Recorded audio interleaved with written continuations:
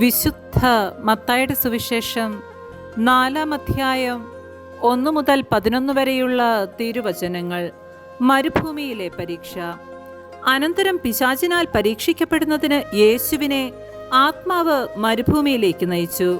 യേശു 40 ദിനരാത്രങ്ങൾ ഉപവസിച്ചു. അപ്പോൾ അവന് വിശന്നു. പ്രലോഭകൻ അവനെ സമീപിച്ചു പറഞ്ഞു, നീ ദൈവപുത്രനാണെങ്കിൽ ഈ കല്ലുകൾ അപ്പമാകാൻ പറയുക. അവൻ പ്രതിവചിച്ചു, മനുഷ്യൻ അപ്പം കൊണ്ട് മാത്രമല്ല ദൈവത്തിന്റെ നാവിൽ നിന്ന് പുറപ്പെടുന്ന ഓരോ വാക്കുകൊണ്ടുമാണ് ജീവിക്കുന്നത് എന്ന് എഴുതപ്പെട്ടിരിക്കുന്നു.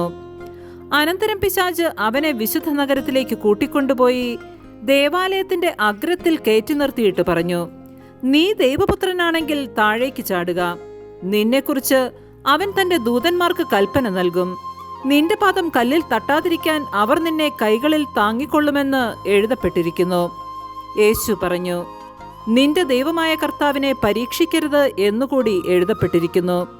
വീണ്ടും പിശാച് വളരെ ഉയർന്ന ഒരു മലയിലേക്ക് അവനെ കൂട്ടിക്കൊണ്ടുപോയി ലോകത്തിലെ എല്ലാ രാജ്യങ്ങളും അവയുടെ മഹത്വവും അവനെ കാണിച്ചുകൊണ്ട് അവനോട് പറഞ്ഞു, നീ സാഷ്ടാംഗം പ്രണമിച്ച് എന്നെ ആരാധിച്ചാൽ ഇവയെല്ലാം നിനക്ക് ഞാൻ നൽകും.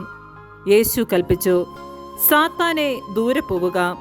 എന്തെന്നാൽ നിന്റെ ദൈവമായ കർത്താവിനെ ആരാധിക്കണം, അവിടുത്തെ മാത്രമേ പൂജിക്കാവൂ എന്ന് എഴുതപ്പെട്ടിരിക്കുന്നു. അപ്പോൾ പിശാച് അവനെ വിട്ടുപോയി.